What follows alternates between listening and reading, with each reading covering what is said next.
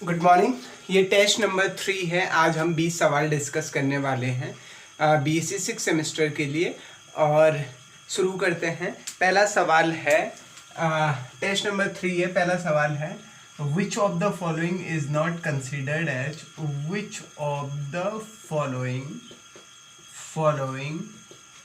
Is not considered as organometallic compound. OMC stand for organometallic compound. Option उसने दे रखा है आपको। पहला ऑप्शन है टेट्रा इथाइल लेड, दूसरा ऑप्शन है आपके पास फेरोसीन, अगला ऑप्शन है आपके पास सोडियम साइनाइड और अगला ऑप्शन है आपके पास जीसस साल्ट। ये आपके पास उसने ऑप्शन दे रखे हैं। पूछा गया है कि इनमें से कौन सा कंपाउंड को ऑर्गेनोमेटालिक कंपाउंड नहीं माना जाता है। हमने टेट्राइथाइल लेड भी पढ़ा हुआ है, फेरोसीन भी हमने पढ़ा है, जीसस साल्ट हमने पढ़ा हुआ है। ये तीनों ऑर्गेनोमेटालिक कंपाउंड हैं। बस इसमें सोडियम साइनाइड जो है एक एक्सेप्शन के तौर पे इसको हम ऑर्गेनोमेटालिक कंपाउंड कंसीडर नहीं करते हैं। वैसे ऑर्गेनोमेटालिक कंपाउंड के लिए क्या होना चाहिए कि मेटल और कार्बन के बीच में बॉन्ड होना चाहिए, मेटल कार्बन के बीच में बॉन्ड होना चाहिए।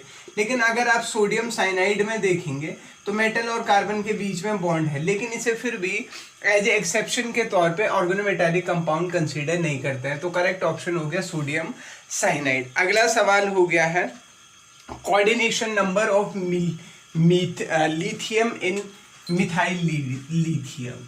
ठीक है, कोऑर्डिनेशन नंबर ऑफ, दूसरा सवाल है coordination number of lithium in methyl lithium. Methyl lithium में लिथियम की कोऑर्डिनेशन नंबर मेरे को बतानी है। ठीक है, ऑप्शन उसने दे रखे हैं। पहला 1 है, दूसरा 2 है, तीसरा 3 है और चौथा इसको 6 कर दो और इसको 4 कर दो।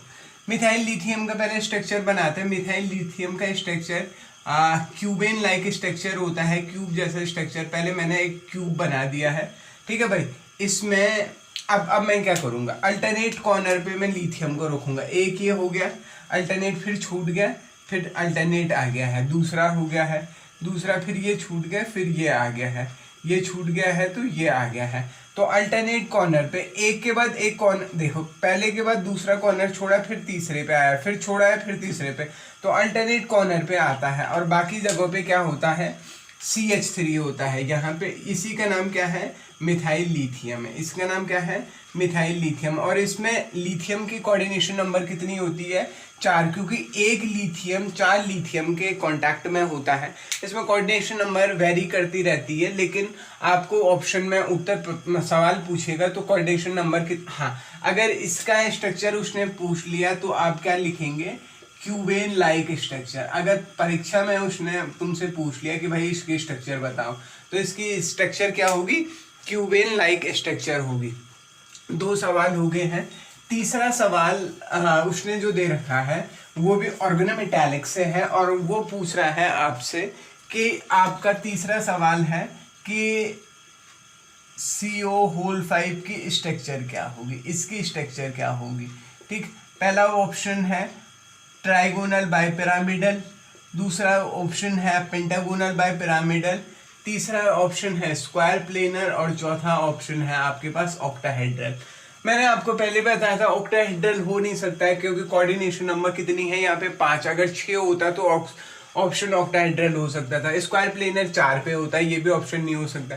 Trigonal bipyramidal option correct option है यहाँ पे। अब ऐसा क्यों है, अगर आप देखेंगे यहाँ पे आयरन है, वो आयरन किस तरीके से है, ये आयरन है और मेरे पास क्या है, 3 CO हैं, एक CO, 2 CO, तीसरा CO और ये CO और CO। इसी को हम क्या कहते हैं, ट्राइगोनल बाइपिरामिडल कहते हैं। और ये जो ये कंपाउंड है ऑर्गेनोमेटालिक कंपाउंड है, बहुत इंपॉर्टेंट कंपाउंड है। क्यों, ये फ्लेक्सागोनलिटी शो करता है। अब फ्लेक्सागोनलिटी क्या होता है, ये वाला CO और ये वाला CO आपस में या ये एक दूसरे की पोजीशन को पे क्या करते रहते हैं, रिप्लेस करते रहते हैं। तो इसीलिए स्ट्रक्चर क्या होगी, ट्राइगोनल बाइपिरामिडल हो गई है।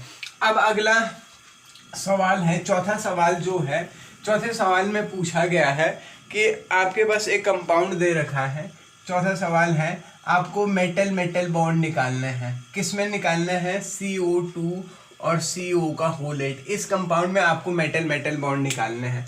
तो मेटल मेटल बॉन्ड निकाल, देखो पहले फॉर्मूला है और ऑप्शन दे रखे हैं उसने आपको 1 2 3 4 ऑप्शन दे रखे हैं ये, ठीक है। तो सबसे पहले number of metal metal bond, इसके लिए metal metal bond, number of metal metal bond के लिए फॉर्मूला है आपका 18 into N minus total electron count divided by 2। ये फॉर्मूला है जहाँ पे एन क्या है आपके पास? Number of metal ion, number of metal. Total electron count कैसे निकालते हैं हम? टोटल इलेक्ट्रॉन काउंट इसके लिए निकालना है कोवाल्ट में आखिरी में कितने इलेक्ट्रॉन है? 9 इलेक्ट्रॉन है और 2 कोबाल्ट है मेरे पास। एक कोबाल्ट के आखिरी में कितने इलेक्ट्रॉन है? 2 और 9 और 2 में कितने हो जाएगा? 9 इंटू 2 और 1 8 मेरे पास CO क्या है? CO है। और एक CO कितने इलेक्ट्रॉन देगा मेरा? 2 देगा। तो 9 दूना 18 और 8 दूना 16, 16 दूना 32 और 34। ये कितना हो गया है? टोटल इलेक्ट्रॉन काउंट कितने निकले मेरे? 34। टोटल इलेक्ट्रॉन काउंट में कैसे निकाल रहा हूँ? नंबर देखो इलेक्ट्रॉन ऑफ मेटल, मेटल के कितने इलेक्ट्रॉन हैं और लीगेंट ने कितने इलेक्ट्रॉन दिए, तो उन सबको ऐड कर दो, वो टोटल इलेक्ट्रॉन काउंट आ जाएगा। टोटल इलेक्ट्रॉन काउंट कितना है? 34। तो फॉर्मूले में रखूंगा अगर मैं, तो 18 गुणा मेटल कितने हैं मेरे पास? 2, 18 गुणे 2 और माइनस टोटल इलेक्ट्रॉन काउंट कितने आए? 34/2। तो कितना हो गया? 36 माइनस 34/2। 36 में से 34 गए, कितने हुए? 2, 2/2 बराबर 1। तो मेटल मेटल बॉन्ड कितना है यहाँ पे? ये।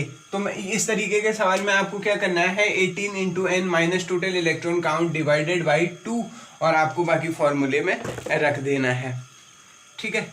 एक ये सवाल हो गया। अब थोड़ा बायो की तरफ चलते हैं। बायो में वो कह रहा है कि इसेंशियल एलिमेंट कौन सा है। ये जरा इसको जरा ध्यान से देखेंगे भाई। 5वां सवाल है correct set of essential element. इनको याद करके जाना रे पेपर में। एलिमेंट्स ऑप्शन दे रखे हैं उसने। पहले वाले में है आपके पास कैल्शियम है, आयरन है, सल्फर है और क्लोरीन है। दूसरे वाले में उसने दे रखा है आपके पास कैल्शियम है, क्लोरीन है और आपके पास ब्रोमीन है और सल्फर है। तीसरे वाले में उसने दे रखा है आयरन है, सल्फर है, सिलिकॉन है और क्या है आपके पास? कैल्शियम है और डी है आपका ऑयल। तो इसमें करेक्ट सेट कौन सा है? सबसे पहले समझेंगे हमारे पास जो बायोलॉजिकल एलिमेंट है, टोटल 29 एलिमेंट है। 29 में से आपके पास 16 क्या है? मेटल है और बाकी 13 क्या है आपके? नॉन मेटल है, ठीक है दोस्त। अब ये जो 29 एलिमेंट हैं इनको 2 कैटेगरी में बांटा है आपके पास, इसेंशियल और नॉन इसेंशियल, ठीक है दोस्त। नॉन इसेंशियल वाला 10 एलिमेंट है और इसेंशियल वाले जो हैं इनको 2 हिस्सों में बांटा है। एक है मैक्रो और दूसरा है क्या? माइक्रो। मैक्रो में कितने एलिमेंट हैं? मैक्रो में 8 एलिमेंट और मैक्रो में कितने हैं? 7 एलिमेंट हैं। तो करेक्ट सेट कौन सा है? ये वाला करेक्ट सेट है, क्योंकि ब्रोमीन जो यहाँ पे आया है वो नॉन इसेंशियल है, यहाँ पे सिलिकॉन नॉन इसेंशियल आ गया है। तो इसेंशियल का ऑर्डर पूछा हुआ था उसने, इसीलिए ये करेक्ट ऑर्डर हो गया है, ठीक है। तो अगला सवाल है थायराइड ग्लैंड के लिए कौन सा इसेंशियल एलिमेंट है? तो इसमें कोई दिक्कत होनी नहीं चाहिए क्योंकि ये हम पहले भी बता चुके हैं। अगला सवाल है for thyroid gland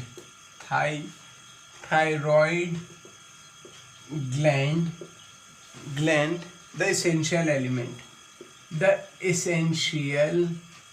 element thyroid gland के लिए इसेंशियल एलिमेंट कौन सा है? ऑप्शन है आपके पास Br2, ऑप्शन है आपके पास, इसमें सीधा ऑप्शन आंसर है आयोडीन, इसका आंसर है, ठीक है। तो ये हो गया है आपके 6-7 सवाल, ठीक है।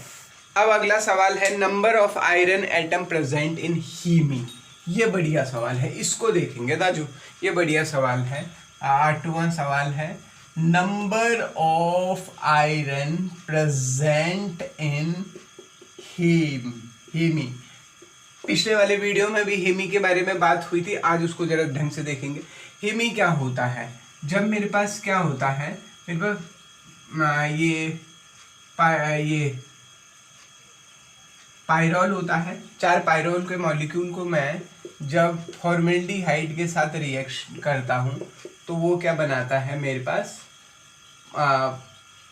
पॉरफायरिन रिंग बनाता है।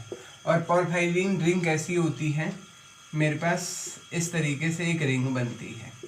ठीक, इसको मोटा मोटा देखना है, मुझे ज़्यादा इसमें बहुत ज़्यादा डीप इसमें बातचीत नहीं करनी है, मैंने इसको बताना है आपको। ठीक, और कुछ इस तरीके से एक स्ट्रक्चर बनती है। और इसमें जो अगर यहाँ इस रिंग को कहते हैं पॉरफाइन रिंग, इसमें अल्टरनेट डबल बॉन्ड होते हैं, बाकी डबल बॉन्ड मैनेज कर देंगे। अगर यहाँ पे सेंट्रल मेटल अगर आयरन हो गया तो उसको क्या कहते हैं, हीमी कहते हैं, हीम कहते हैं। मतलब क्या है, पॉरफाइन रिंग में अगर मेटल कौन सा हो जाए, आयरन हो जाए, तो उसको हीम कहते हैं। ठीक है।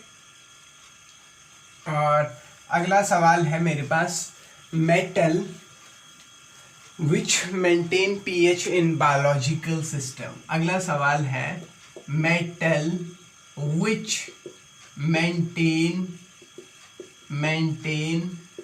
pH in biological system. Biological system में जो pH को बैलेंस करता है वो मेटल है। ऑप्शन है सोडियम, ऑप्शन है जिंक, ऑप्शन है आपका फॉस्फोरस, ऑप्शन है आपका aluminium. Correct option is phosphorus, इसमें कोई दिक्कत थी नहीं। Chemical formula of pyridine. अगला सवाल है, ये ठीक है, कोई दिक्कत होगा नहीं यहाँ पे। अगला सवाल है केमिकल फॉर्मूला ऑफ पिरिडीन। ठीक, केमिकल फॉर्मूला मैं पेपर भी दे दूंगा आपको, केमिकल फॉर्मूला ऑफ पिरिडीन।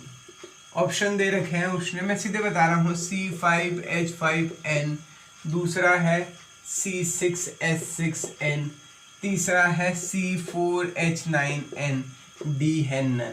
तो करेक्ट फॉर्मूला क्या है, ये पिरिडीन का फॉर्मूला। पिरिडीन देखो एक बेंजीन होता है, बेंजीन कैसे होता है, ये बेंजीन है, ये बेंजीन है, इसके अंदर बॉन्ड हो गया है। अब पिरिडीन कैसे होता है, अगर मैं यहाँ पे बेंजीन में से एक कार्बन हाइड्रोजन को हटा के उसकी जगह पे अगर नाइट्रोजन लगा दूं तो वो क्या बन जाता है, पिरिडीन। ये बेंजीन है, ये पिरिडीन है। तो यहाँ ये क्या है, C6H6 है, और ये क्या है, C5H5N, क्योंकि एक NH एक CH क्या कर दिया है, हटा दिया है, तो ये पिरिडीन है। अगला सवाल है, एक रिएक्शन दे रखी है और उसमें से आपको पूछा गया है कि प्रोडक्ट क्या है, what is the product of that reaction. और रिएक्शन आपके पास 10वां सवाल है, ये रिएक्शन है twice of CH triple bond CH। इसको क्या किया गया है, HCN के साथ रिएक्ट किया और यहाँ पे प्रोडक्ट बना, और ये पूछ रहा है कि प्रोडक्ट क्या है। ऑप्शन है पहले पिरिडीन, दूसरा है पायरोल, तीसरा है आपके पास नेप्थलीन, और अगला ऑप्शन है ऑल। ठीक है भाई, ऑल। ठीक, तो करेक्ट ऑप्शन देखते हैं। मेरे पास 2 CH है, CH ट्रिपल बॉन्ड, इसको ऐसे देखो CH ट्रिपल बॉन्ड CH और plus CH triple bond CH, और यहाँ पे एक काम करो HCN रखो प्लस HCN और प्लस ये। तो जब मैं इसको रिएक्ट करवाऊंगा तो ये कुछ इस तरीके से बना देगा ये। तो ऑप्शन क्या हो गया, करेक्ट ऑप्शन क्या हो गया, पिरिडीन हो गया है। ठीक, अगला ये पूछ रहा है पिरिडीन, ये 10वां सवाल था। 11वां सवाल है, 11वां सवाल वो पूछ रहा है कि पिरिडीन, मैं ये पेपर भी दूंगा आपको। 11वां सवाल है, पिरिडीन कैसा होता है, एसिडिक, दूसरा बेसिक, तीसरा ऑल, बोथ, और चौथा है नन।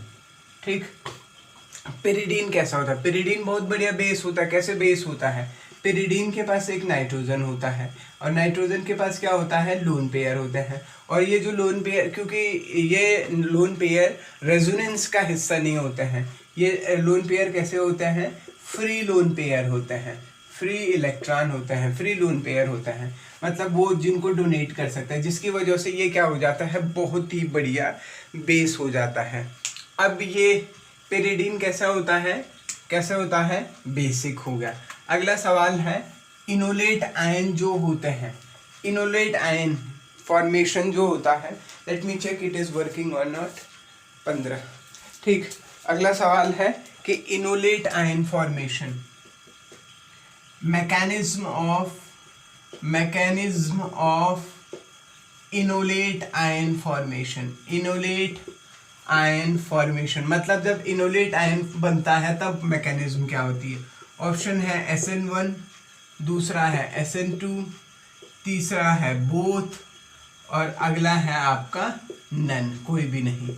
तो करेक्ट ऑप्शन देखते हैं। पहले इनोलेट आयन कैसे बनाएंगे, पहले ये देखो एक्टिव में था, मैंने एक कंपाउंड लिया CH3CO CH2 और C डबल बॉन्ड O और CH3, मान लो ये एक्टिव मिथाइल कंपाउंड, मान लो क्या है, अगर मैंने इसके साथ किसी बेस की रिएक्शन की, बेस क्या करेगा, बेस प्रोटॉन को उठाएगा, तो बेस इस प्रोटॉन को उठा देगा, इस प्रोटॉन को उठा देगा, तो प्रोटॉन को उठाएगा जब, तो यहाँ पे क्या आ जाएगा, नेगेटिव चार्ज आ जाएगा, इस CH के पास क्या आ जाएगा, नेगेटिव चार्ज आ, और इसी को क्या कहते हैं, यही क्या है, इनोलेट आयन, यही क्या है आपका इनोलेट आयन होता है।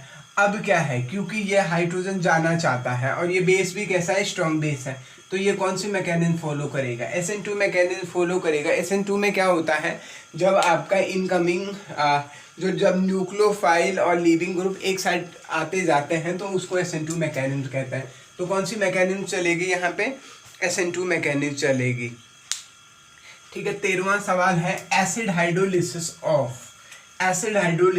ऑफ किसका, aceto acetic acid is, acid hydrolysis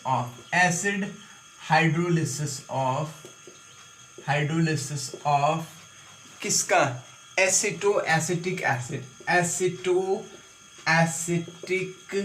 acid is done with, किसके साथ करते हैं, डाइल्यूट NaOH के साथ, दूसरा डाइल्यूट HCl के साथ, तीसरा डाइल्यूट या वाटर के साथ, और तीसरा नन। एसिड हाइड्रोलिसिस कर रहे हो आप, ठीक है, वार्म वाटर के साथ। एसिड हाइड्रोलिसिस किसका, एसिटो एसिटिक एसिड का, तो डाइल्यूट NaOH के साथ। कैसे ध्यान रखेंगे भाई, एक तो एसिड है और आप उसके साथ आपको बेस की ज़रूरत पड़ेगी, ठीक है। अगला सवाल है वाइब्रेशन मोशन किसकी वजह से होता है, वाइब्रेशन मोशन IR की वजह से होता है, इसमें कोई इशू है नहीं। अगला सवाल है कि एक कंपाउंड दे रखा है आपका CH3C double bond OH CH3CHO, इसमें कौन सा ट्रांजिशन होगा, देख इसमें ये पूछा हुआ है, इस कंपाउंड में CO कैसा ट्रांजिशन शो करेगा। तो ऑप्शन है आपके पास सिग्मा से सिग्मा स्टार, दूसरा है सिग्मा से पाई से पाई स्टार, तीसरा है आपके पास N से सिग्मा स्टार, और आखिरी ऑप्शन है आपके पास N2 पाई स्टार, ये ऑप्शन है आपके पास। तो करेक्ट ऑप्शन देखो, ये मॉलिक्यूल है, इस मॉलिक्यूल में CO का टाइप ऑफ इसमें कौन सा ट्रांजिशन है ये बताना है। मैंने कहा था डबल बॉन्ड है, अनसेचुरेशन है, देखो भाई डबल बॉन्ड है तो इसमें पाई वाले टर्म्स इन्वॉल्व होंगे, तो मतलब ये और ये ऑप्शन नहीं हो सकते हैं। डबल बॉन्ड जब भी होगा तो पाई वाले टर्म्स इन्वॉल्व होगा, सिंगल बॉन्ड जब होगा तो कौन सा इन्वॉल्व होगा, सिग्मा बॉन्ड इन्वॉल्व होगा। अब पाई वाला है, एक पाई से पाई स्टार है और एक N से क्या है, पाई स्टार है, तो N से पाई स्टार ट्रांजिशन होगा। क्यों, क्योंकि ऑक्सीजन के पास क्या है, लोन पेयर है, ऑक्सीजन के पास लोन पेयर हो जाने से क्या हो जाएगा, लोन पेयर हो और आपका डबल बॉन्ड हो तो वहां से क्या हो जाएगा, N से पाई स्टार ट्रांजिशन हो जाएगा। अब देख लो अगला सवाल है सोर्स यूज इन यूवी में जो सोर्स है, तो यूवी में सोर्स कौन सा यूज करते हैं हम, ड्यूटेरियम लैंप और टंगस्टन लैंप, दोनों को ही यूज कर सकता है लैंप। यूवी में हम सिर्फ ड्यूटेरियम और विजिबल की बात जब आएगी, टंगस्टन जब, लेकिन यूवी विजिबल की बात आएगी तो वो आपका दोनों हो जाएगा। ठीक है। DMG में कौन सा सेंट्रल मेटल होता है? ऑप्शन है निकल, DMG। और एक आखिरी सवाल कर रहा हूँ मैं, बस उसके बाद पेपर देख लीजिए। उसने कहा है कि आपके पास 4 ऑप्शन है, एक अल्कोहल है, दूसरा कीटोन है, तीसरा एल्डिहाइड है, और अगला है आपके पास एसिड क्लोराइड। क्या है? Acid chloride. और आपसे पूछा गया है कि मिनिमम फ्रीक्वेंसी किसकी होगी। इस बार मैक्सिमम नहीं पूछा हुआ, इस बार मिनिमम पूछा हुआ है। अल्कोहल की 3600 होती है, कीटोन 1735, कीटोन एल्डिहाइड हो गया, एल्डिहाइड हो गया 1735, कीटोन हो गया 1715, एसिड क्लोराइड हो गया 1800। तो ऑप्शन क्या आ रहा है? कीटोन। तो ये क्या हो गए हैं आपके पास? करेक्ट ऑप्शन हो गया। बाकी मैं आपको पेपर दे रहा हूँ, आप उस पेपर को सॉल्व करो, और 20 दिन में 20 पेपर, 500 सवाल मैंने पहले बताए हैं, 500 सवाल ये हो जाएंगे और 1000 सवाल से बढ़िया पेपर बन जाएगा। Thank you.